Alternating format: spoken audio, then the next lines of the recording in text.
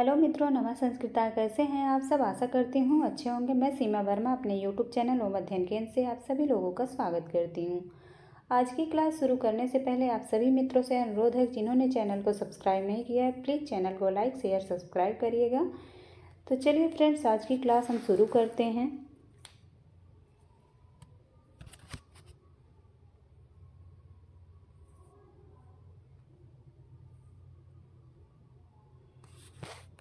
आज का पहला प्रश्न है, वृत्त रत्नाकर नामक छंद शास्त्रीय ग्रंथ लिखा है। ए भट्ट केदार ने, बी हलायुद्ध ने, सी है गंगादास ने, डी है क्षेमेंद्र ने। तो किसने लिखा है? भट्ट केदार ने। ये ऑप्शन सही हो जाएगा, भट्ट केदार ने लिखा है। दूसरा प्रश्न है, गद्यम कवीनाम निकषम वदंती के वक्ता आचार्य हैं। ए बाणभट्ट, बी भामह, सी वामन, डी विश्वनाथ। तो कौन है? वामन। सी ऑप्शन सही हो जाएगा यहाँ पे, वामन। अगला प्रश्न है, वर्णिक छंद में कितने गण और प्रत्येक गण में कितने वर्ण होते हैं? ए 8 से 4, बी 8 से 3, सी 3 से 8, डी है 6 से 3। तो कौन सा ऑप्शन यहाँ पे सही हो जाएगा? 8 से 3। बी ऑप्शन सही हो जाएगा, 8 से 3।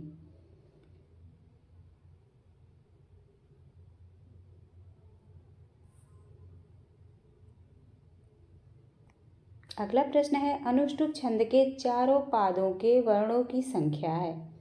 ए 8 वर्ण, बी 16 वर्ण, सी है 36 वर्ण, डी है 32 वर्ण। तो कितने होते हैं? 32 वर्ण। डी ऑप्शन सही हो जाएगा, 32 वर्ण होते हैं। अगला प्रश्न है, मालिनी छंद के प्रत्येक पाद में आदि के कितने अक्षर लघु होते हैं? ए 6 अक्षर, बी 3 या 4 अक्षर, सी 8 अक्षर, डी 9 अक्षर। तो कितने अक्षर लघु होते हैं? 6 अक्षर। ए ऑप्शन सही हो जाएगा, 6 अक्षर लघु होते हैं। अगला प्रश्न है, मिथः अव्यय का अर्थ है। ए परस्पर, बी झूठ, सी अपवाद, डी है सभी। तो यहाँ पे कौन सा सही हो जाएगा? परस्पर। मिथः का अर्थ होता है परस्पर। ए ऑप्शन सही हो जाएगा।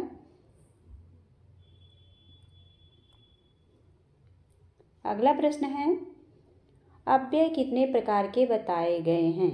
ए 3, बी 5, सी 4, डी 2। तो अव्यय कितने प्रकार के बताए गए हैं? 4 प्रकार के। सी ऑप्शन सही हो जाएगा, 4 प्रकार के।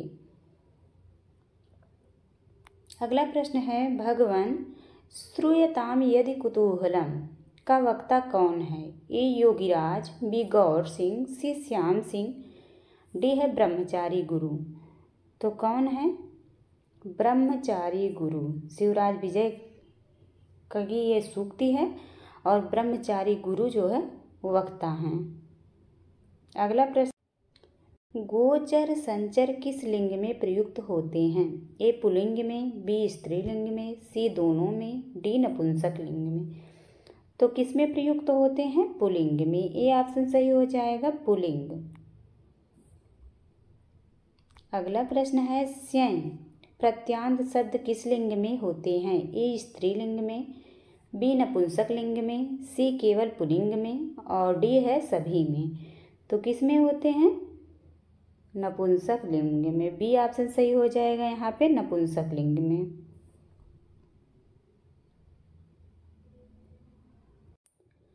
सारंग धनवा पद से संबंधित है। ए विष्णु, बी कामदेव, सी शिव, डी द्रोणाचार्य। तो कौन सा ऑप्शन यहाँ पे सही हो जाएगा? विष्णु। सारंग धनवा पद से कौन संबंधित है? तो विष्णु। ए ऑप्शन सही हो जाएगा।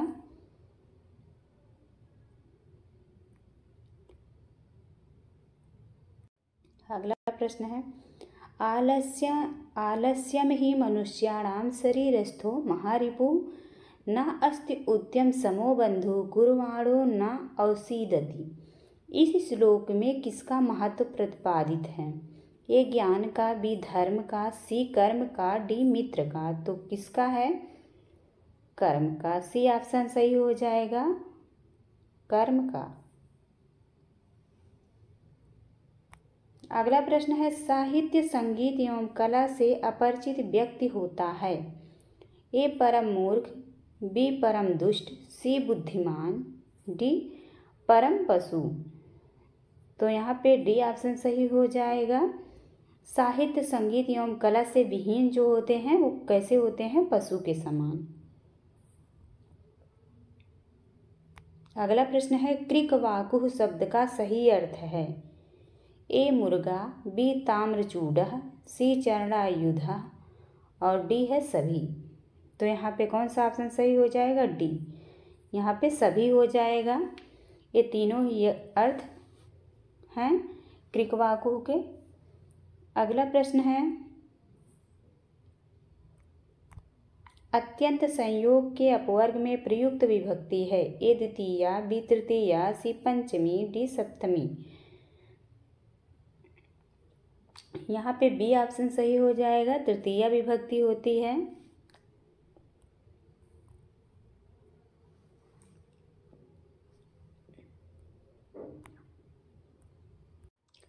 अगला प्रश्न है, चातक पक्षी का आधार कवियों ने किसे माना है? ए मोर को, बी बादल को, सी मेघ को, डी है बी और सी दोनों को। तो यहाँ पे डी ऑप्शन सही हो जाएगा, बी और सी दोनों को।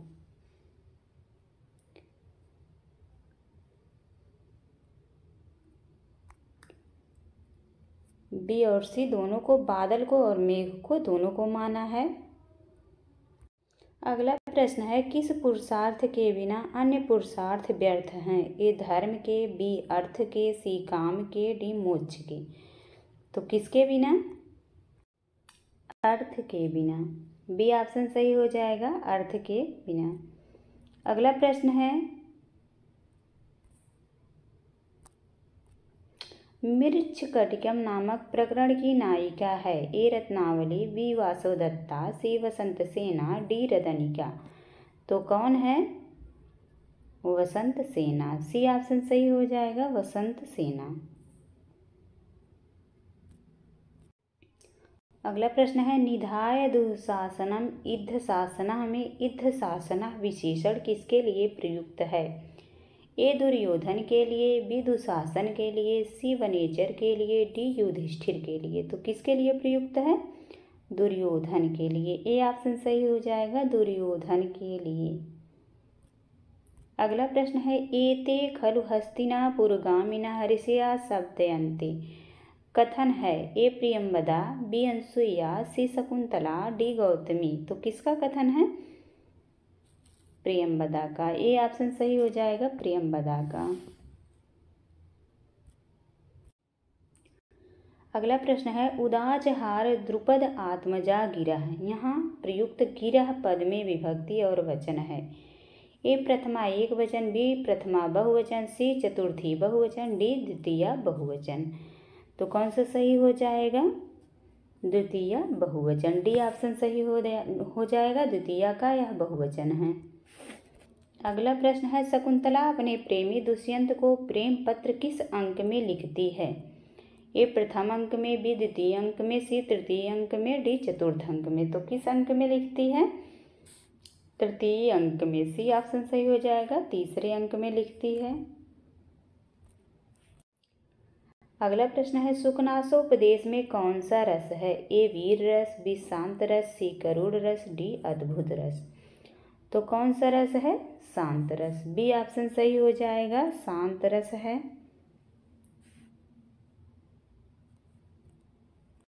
अगला प्रश्न है, कादम्बरी कथा में कौन सा पात्र सबसे पहले शापित हुआ?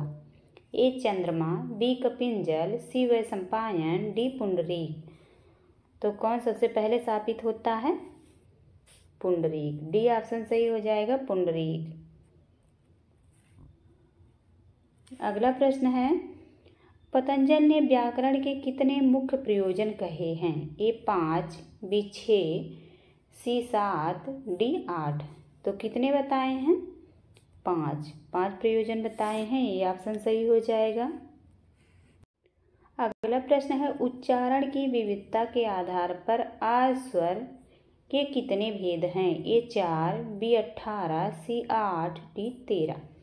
तो कितने भेद हैं? 18। बी ऑप्शन सही हो जाएगा। आगे 18 भेद हैं। अगला प्रश्न है अर्धधातु लोट लकार मध्यम पुरुष एक वचन की क्रिया है। ए अति, बी अति, सी अधि, डी कोई नहीं। तो कौन सा ऑप्शन सही हो जाएगा? अधि। सी ऑप्शन सही हो जाएगा यहाँ पे, अधि।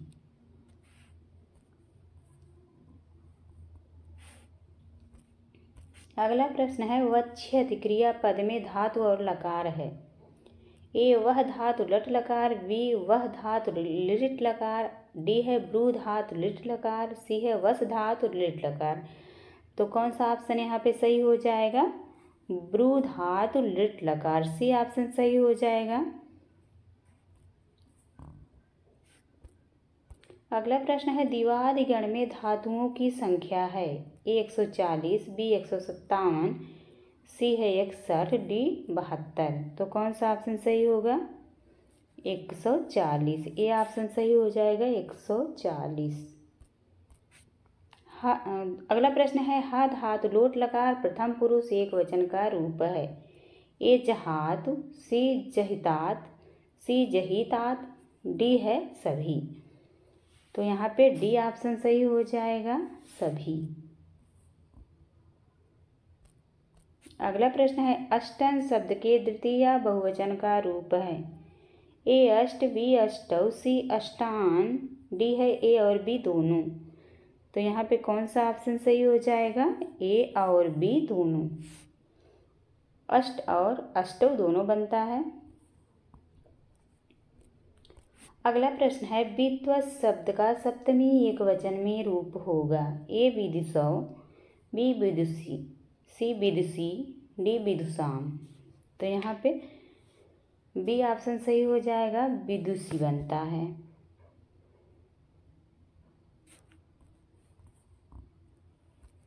अगला प्रश्न है द्विव शब्द किस लिंग में प्रयुक्त होता है? ए पुल्लिंग में, बी स्त्रीलिंग में, सी नपुंसक लिंग में, डी सभी लिंगों में।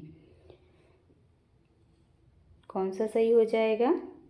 स्त्रीलिंग में। द्विव शब्द स्त्रीलिंग में प्रयुक्त होता है। बी ऑप्शन सही हो जाएगा।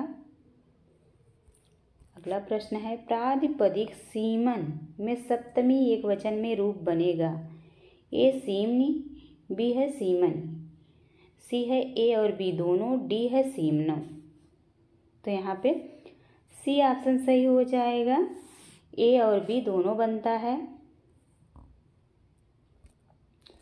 अगला प्रश्न है प्रधिधन स्थधन ल्यप यहाँ शुद्ध रूप क्या होगा? ए प्रधिष्ठाय, बी प्रधिष्ठाय, सी प्रस्थाय, डी प्रतिष्ठाय। तो कौन सा सही हो जाएगा? प्रतिष्ठाय, प्रतिष्ठाय। ए ऑप्शन सही हो जाएगा, प्रतिष्ठाय रूप बनेगा। अगला प्रश्न है सह गमिष्यति इसका कर्मवाच्य होगा। ए तेन गम्यते, बी तेन गमिष्यते, सी है तेन गमिष्यते, डी है ते गमिष्यते, ते गमिष्ये। तो यहाँ पे कौन सा सही हो जाएगा? तेन गमिष्यते। बी ऑप्शन सही हो जाएगा।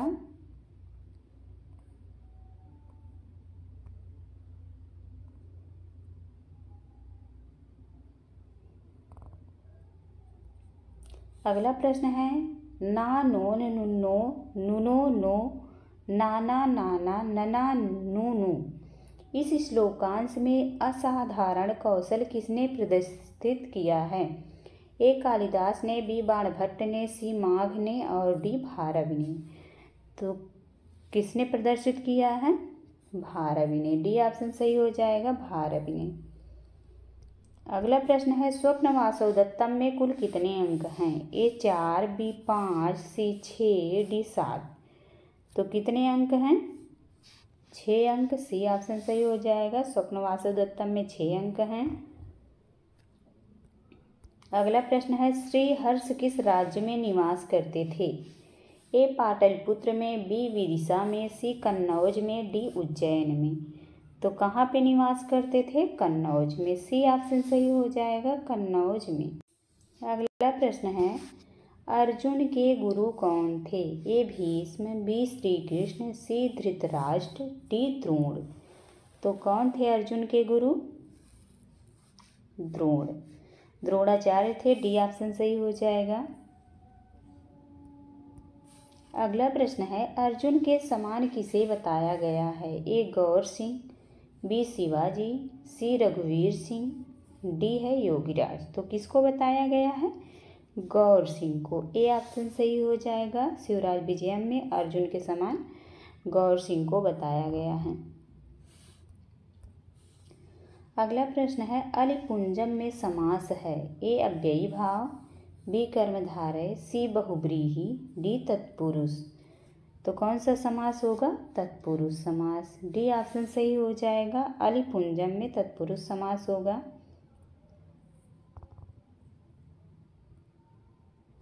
अगला प्रश्न है, संदेह का प्रकृत प्रत्यय है? ए सम धन दह धन घय, बी है सम उपसर्ग पूर्वक दह धातु कत प्रत्यय, सी है सम उपसर्ग पूर्वक दीह धातु घय प्रत्यय, डी है सम उपसर्ग पूर्वक दीह धातु और घय प्रत्यय।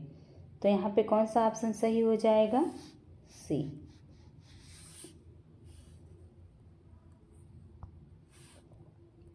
अगला प्रश्न है, 5वें अंक में शकुंतला से कौन कहता है कि तुम राजा को विश्वास दिलाओ? ए सारंगरव, बी सारद्वत, सी गौतमी, डी सोमरथ। तो कौन कहते हैं?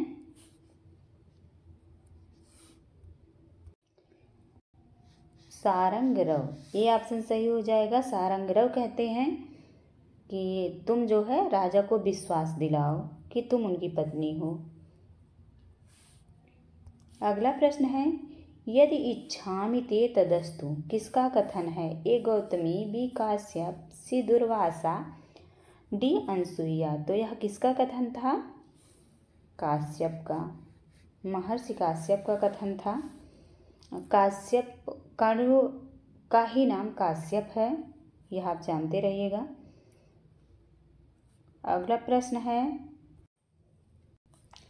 सत्यम न लक्षितो मया समय वेगः किसका कथन है? ए भारवी का, बी भर्तृहरि का, सी बाणभट्ट का, डी अंबिका दत्त व्यास का। तो यह कथन किसका था? अंबिका दत्त व्यास का। डी ऑप्शन सही हो जाएगा। शिवराज विजयम में अंबिका दत्त व्यास द्वारा लिखित है और यह कथन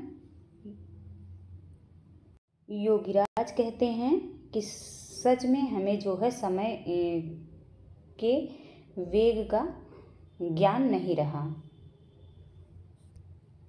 अर्थात इतना समय कब बीत गया मुझे नहीं पता चला। अगला प्रश्न है,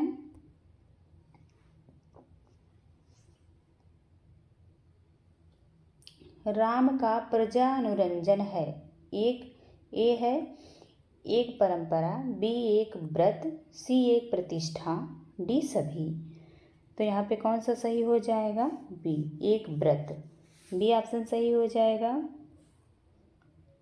अगला प्रश्न है, सीता ने पाला था? एक गज शावक, बी है सिंह शावक, सी है सस शावक, डी है मृग शावक। तो सीता ने किसको पाला था?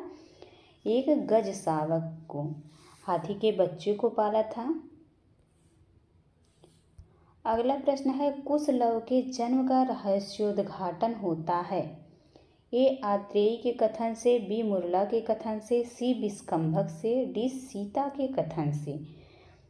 तो किसके कथन से होता है? कहाँ से? विष्कंभक से। सी ऑप्शन सही हो जाएगा, विष्कंभक से होता है।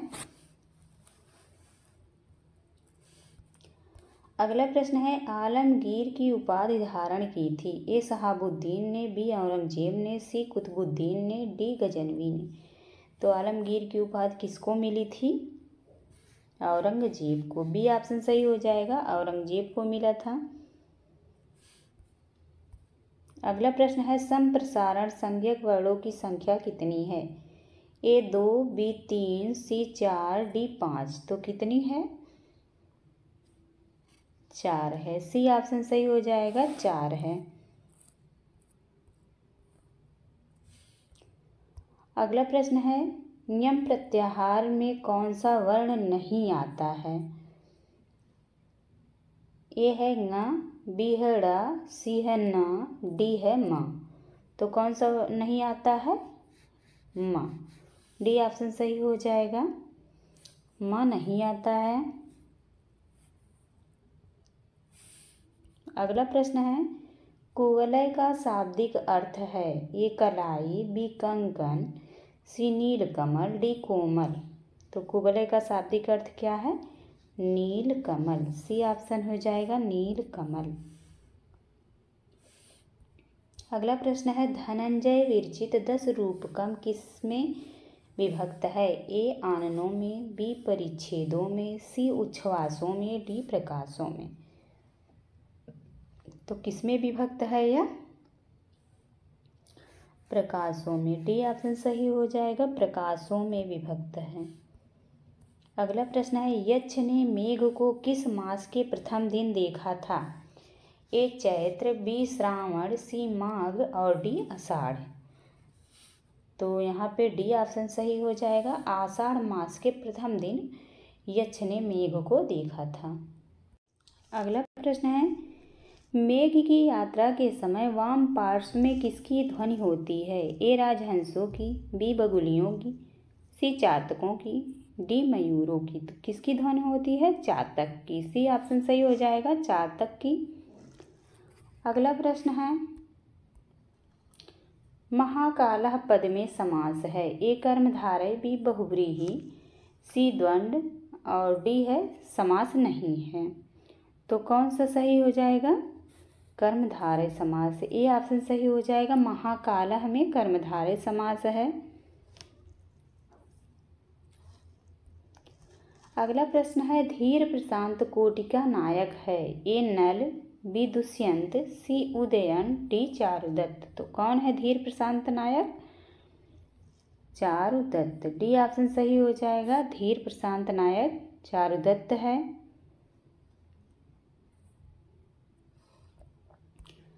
अगला प्रश्न है, सखी अतिथि नाम यो निवेदितम, यह कथन किसका है? ए अनुसुईया, बी प्रियंवदा, सी शकुंतला, डी गौतमी। तो यह कथन किसका था? अनुसुईया का। अनुसुईया जो है प्रियंवदा से कहती है। तो यह कथन किसका था? अनुसुईया का था। अगला प्रश्न है, उक्त कर्म में प्रथमा विभक्ति का विधान किस सूत्र से होता है? ए प्रातिपदिकार्थ मात्रे, बी वचन मात्रे, सी कर्मण द्वितीया, डी है ए और सी दोनों। तो कौन सा ऑप्शन यहाँ पे सही हो जाएगा? ए प्रातिपदिकार्थ मात्रे। ए ऑप्शन सही हो जाएगा। Thank you all of you. आप लोगों को क्लास कैसी लगी कमेंट में ज़रूर बताइएगा। धन्यवाद।